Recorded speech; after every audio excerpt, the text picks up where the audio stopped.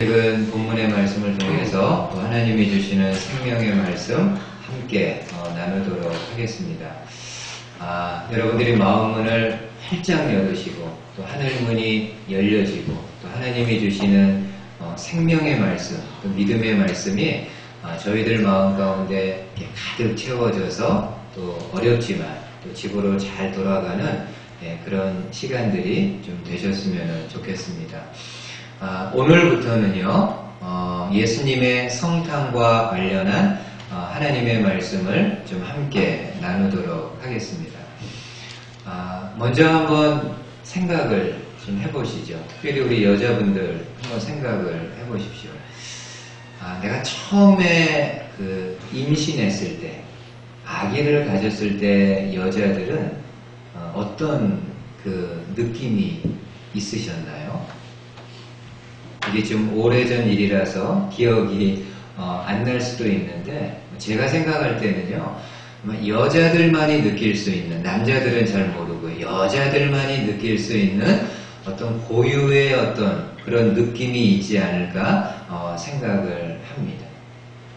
여러분, 성경을 보면은 아기를 가질 것이라는 이야기를 들었을 때요, 굉장히 당황한 여인들이 있습니다. 가장 대표적으로 아브라함의 아내 사라를 꼽을 수 있을 겁니다. 그 당시 사라는 나이가 많이 들었고 또 경수가 끊어진 상태이기 때문에 인간적으로 아이를 갖는 것은 불가능합니다. 아이를 가질 수 없습니다. 그래서 사라가 웃었죠. 아이를 가질 것이라는 이야기를 들었을 때 실수했습니다. 그냥 웃었습니다.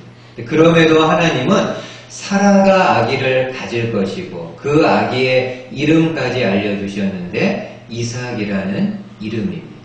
그 말씀 그대로 나중에 사라가 아들을 낳고 그 이름을 이삭이라고 부르게 됩니다. 이삭의 뜻이 웃음이라는 뜻입니다. 신약에 와서는 어떻습니까? 대표적으로 사가랴의 아내인 엘리사벳이 있습니다. 그 당시 사가랴는 제사장이었고 엘리사벳도 제사장은 아니지만, 여자니까 제사장은 아니지만은 아론의 명망가의 집안입니다. 딸입니다. 근데 그 당시 엘리사벳은 안타깝게도요, 아이를 가질 수 없는 불임의 여인이었습니다. 불임입니다. 아이를 갖지 못합니다. 그리고 그 당시 나이가 이제 많이 들었기 때문에 더 이상 아기를 가질 수 있다라는 것은 불가능합니다. 근데 하나님이 보내신 가브리엘 천사가 사가랴와 엘리사벳에게 아기를 가질 것이라고 말씀을 전하고 그 아이의 이름까지 알려주는데 아이의 이름은 요한입니다. 그 말씀 그대로 나중에 엘리사벳이 아들을 낳고 그 이름을 요한이라 부르게 됩니다. 나중에 사람들은 그 요한을 어떤 요한이라고 부르게 되나요? 이스라엘 백성들에게 세례를 주었다고 해서 세례 요한이라고 부르게 됩니다. 그리고 또 한 명이에요. 당황한 여인이 있는데 오늘 본문에 나오는 마리아입니다. 제가 생각할 때는 가장 당황했던 사람이 아닐까 그렇게 생각이 드는데 한번 좀 말씀을 통해서 오늘 확인을 좀 해보도록 하겠습니다. 여러분, 가브리엘 천사는 사가랴와 엘리사벳에게 와서 아기를 가질 것이라는 소식을 전하고 나서 6개월 후에 다시금 하나님의 보내심을 받아 갈릴리 나사렛이라는 동네에 오게 됩니다.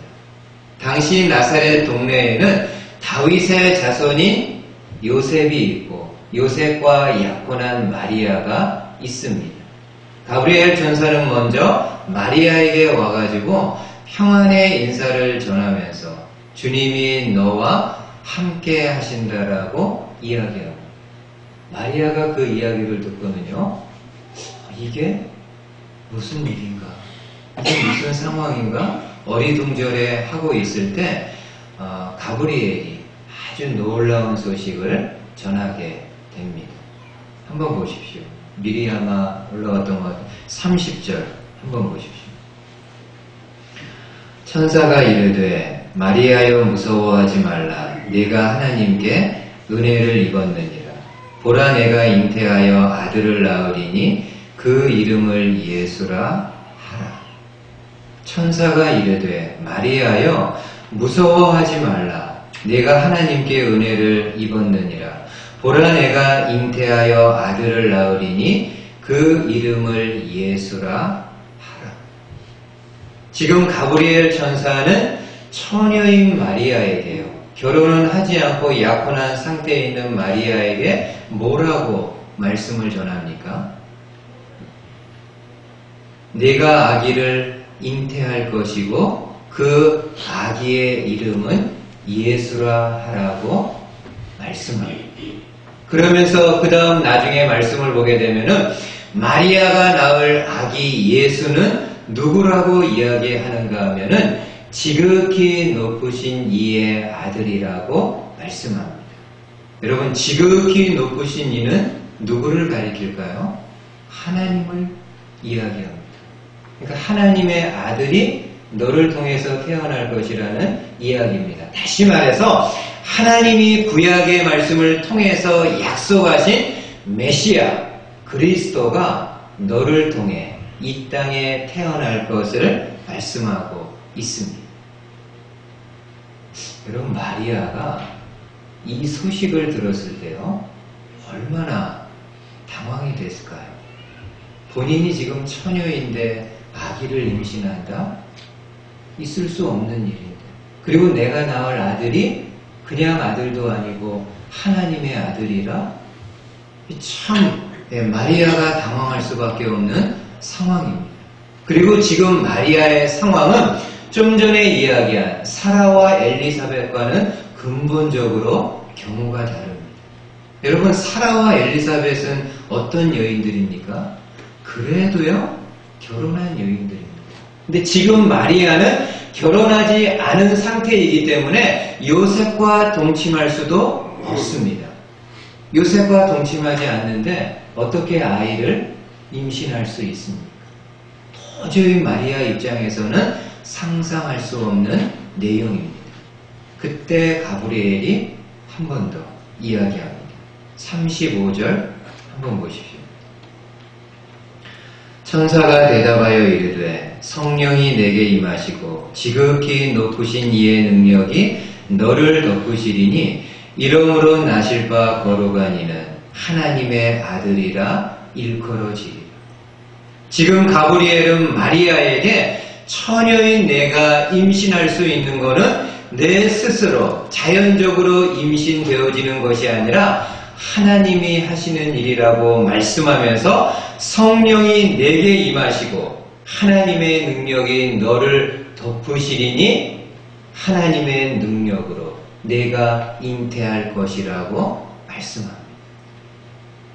마리아는요, 본인의 이성으로는, 본인의 생각으로는 납득할 수 없는 그런 말씀이지만, 그럼에도 하나님이 하시는 일이라는 말씀을 들었을 때 그 말씀을 그대로 믿음으로 받아들입니다.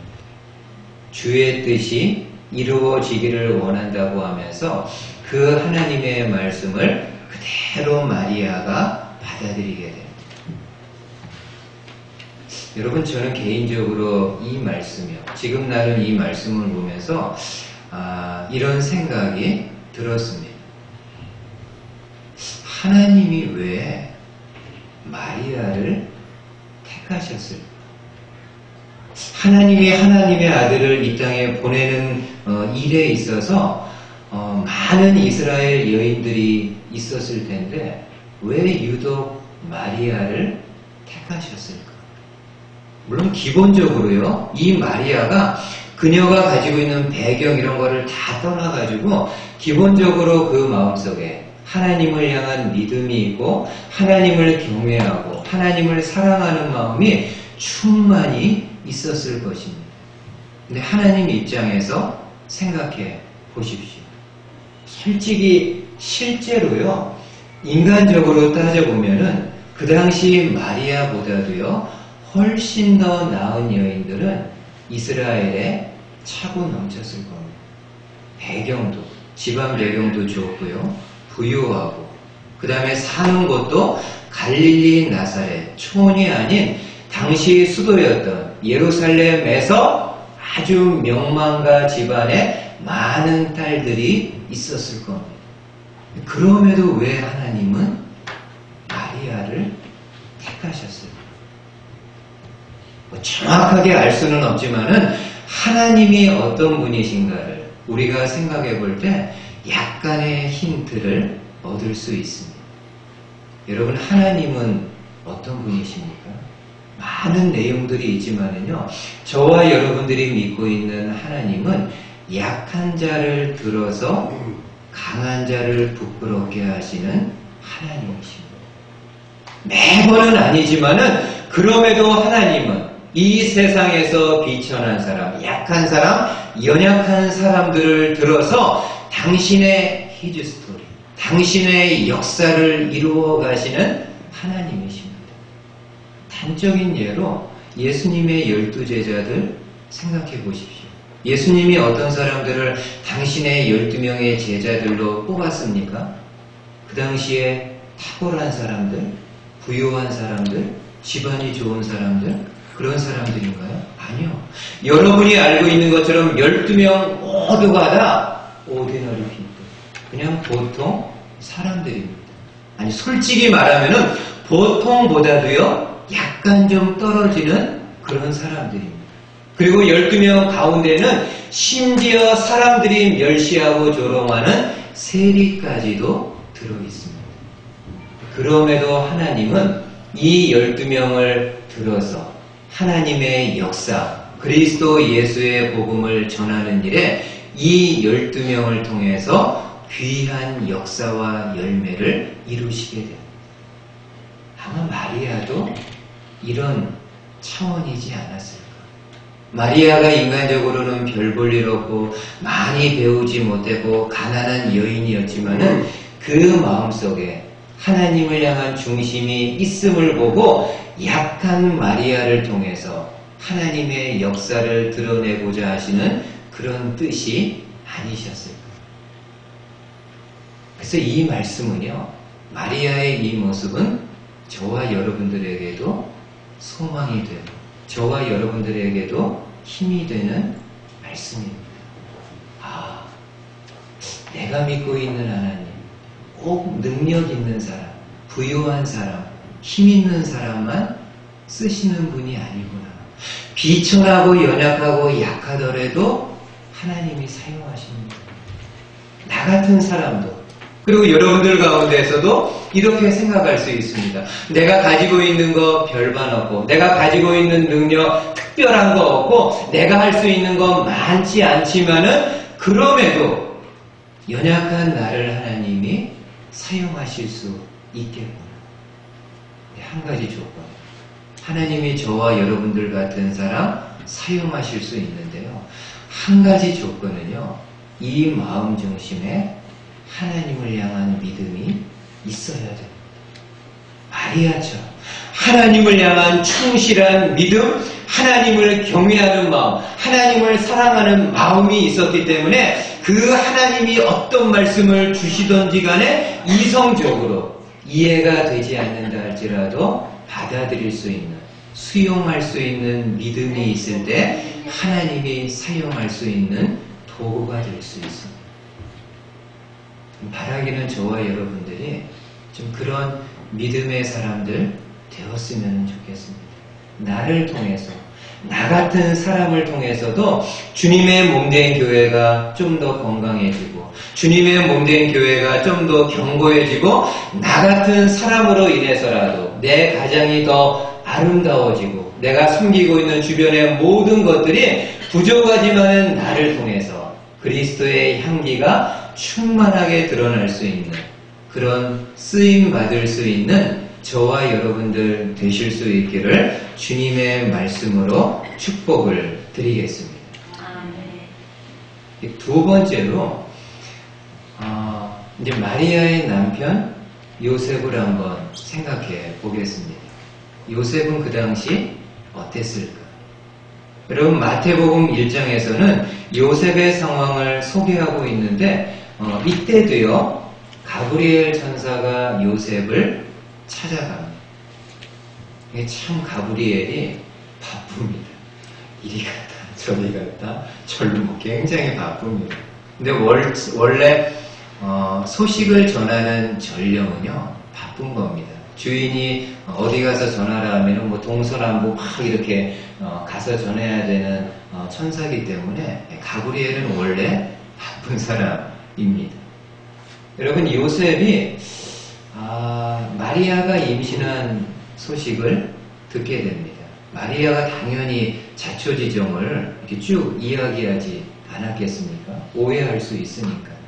근데 이에 대해서 요셉이 어떻게 반응합니까? 마태복음 1장에 이렇게 말씀합니다. 한번 보세요. 그의 남편 요셉은 의로운 사람이라 그를 드러내지 아니하고 가만히 끊고자 하여 이 일을 생각할 때에 주의 사자가 현몽하여 이르되 다윗의 자손 요셉아 내 아내 마리아 데려오기를 무서워하지 말라. 그에게 잉태된 자는 성령으로 된 것이다. 여러분 보통 우리는 요셉을 생각할 때요 19절 말씀만 생각합니다. 19절에서 요셉을 어떻게 소개합니까? 요셉은 의로운 사람이다. 요셉은 의로운 사람이고 마리아를 사랑한 사람이기 때문에 이 사건에 대해서 이 문제에 대해서 요셉이 그렇게 난리를 치지 않았을 것으로 생각합니다. 물론 요셉이 많은 사람들 앞에서 임신한 마리아를 대대적으로 모욕하고 대대적으로 망신주는 그런 일들은 행하지 않았을 겁니다. 근데 여러분 인간적으로요 생각해 보세요. 나와 약혼만한 여인인데 임신을 했다고 한다면은 얼마나 요셉의 마음이 남편 될 남자의 마음이 얼마나 이게 화가 나겠습니까? 내 아이가 아니라 다른 누군가의 아이라는 이야기인데 얼마나 요셉 입장에서 화가 나겠습니까? 저는 솔직히요 이 당시 요셉이 화를 내지 않는다고 하면은요, 이건 오히려 이상한 인간이죠. 나랑 결혼할 내 사랑하는 여인이 다른 무언가를 통해서 임신했다라는 이야기를 들었는데, 그럴 수 있지. 이렇게 생각하는 거는요, 이 정말 이상한 사람이죠. 충분히 요셉이 의로운 사람이지만 그 마음속에 굉장한 분노가 일었다라는 것을 생각해 볼 수 있습니다. 그리고 실제로요 20절에 보게 되면은 그러한 내용들을 알 수 있습니다. 20절에 보면은 이 일을 생각할 때에 라는 단어가 있는데 여기 생각이라는 헬라어 단어는요 한글 성경이 번역한 대로 생각하다, 숙고하다 라는 뜻도 있지만은 또 다른 뜻은 무엇이 있는가 하면은 분노하다, 격분하다, 속이 뒤집어지다라는 뜻이 있습니다. 여러분 성경의 언어요. 이 히브리어하고 헬라어는 요즘 언어처럼요 많은 단어들이 여러 단어들이 있지 않습니다. 그러다 보니까는 대부분의 단어들은요 하나의 의미만 가지고 있는 것이 아니라 다른 유의 여러 가지 의미들도 함께 포함되어 있습니다. 그러다 보니까는 원어 성경을 번역할 때 어려움이 있습니다. 여기 여러분 20절에서도 이 일을 생각한다고 생각이라는 단어가 말 그대로 생각하다, 숙고하다 라는 뜻도 있지만은 다른 한편에서는 분노하다, 격분하다, 속이 뒤집어진다라는 뜻이 있습니다. 그래서 아랍어 사람들은요 아랍어 역본을 만들 때는 후자의 의미를 택해가지고 이 당시 요셉이 마리아가 임신했다라는 이야기를 들었을 때 그 속에 분노가 일었고 속이 뒤집어졌다라고 번역을 합니다. 저는 개인적으로 그 번역이 더 합당한 번역이라고 생각합니다. 저와 여러분들이 굳이 너무 요셉을요 이렇게 성인처럼 생각할 필요는 없을 것 같습니다. 그래서 가브리엘 천사가 요셉에게 뭐라고 이야기합니까? 다윗의 자손 요셉아, 내 아내 마리아 데려오는 거 무서워하지 말라. 마리아가 임신한 거는 다른 사람과 불륜을 저질러 임신한 것이 아니라 성령으로 된 것이다. 하나님이 마리아에게 아기를 주신 것이라고 이야기합니다. 그러면서 21절에 요셉에게 이렇게 말씀합니다. 한번 보십시오. 21절에 아들을 낳으리니 이름을 예수라 하라. 이는 그가 자기 백성을 그들의 죄에서 구원할 자이심이라 하니라. 여러분, 가브리엘 천사는 요셉과 마리아 이 두 사람에게 공이 태어날 아기의 이름을 가르쳐 줍니다. 예수라 하라. 그리고 특별히 요셉에게는 예수님이 이 땅에 오시는 가장 중요한 이유가 무엇인가를 가르쳐 줍니다.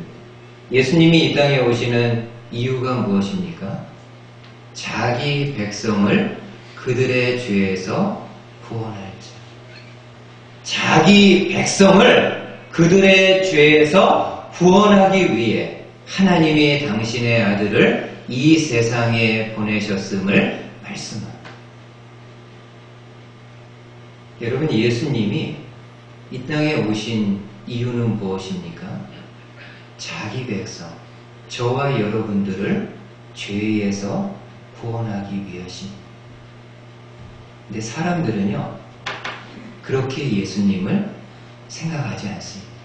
물론 그렇게 예수님을 받아들인 사람도 있기는 하지만은 그 당시에 많은 사람들은 예수님을 그렇게 생각하지 않습니다. 그 당시 유대 나라가 어떤 상황입니까? 로마의 지배를 받고 있는 상황. 정치적으로는 압제를 당하고 경제적으로는 말할 수 없는 착취를 받고 있는 상황입니다. 백성들의 삶이요, 너무 팍팍합니다. 너무 힘듭니다. 그러다 보니까 유대인들이 가지고 소망했던 생각이 무엇인가 하면은 하나님이 구약의 말씀을 통해서 약속하신 메시아 그리스도를 하루속히 보내주셔서 로마 군대를 물리치고 우리를 정치적이고 경제적이고 종교적인 면에서 해방시켜줄 것을 고대하고 있는 상황입니다. 이러한 가운데요, 예수님이 등장합니다. 그리고 예수님의 공생애를 본격적으로 시작하면서 시간이 지나가면서 많은 사람들이 그 예수님에게 몰려들게 됩니다.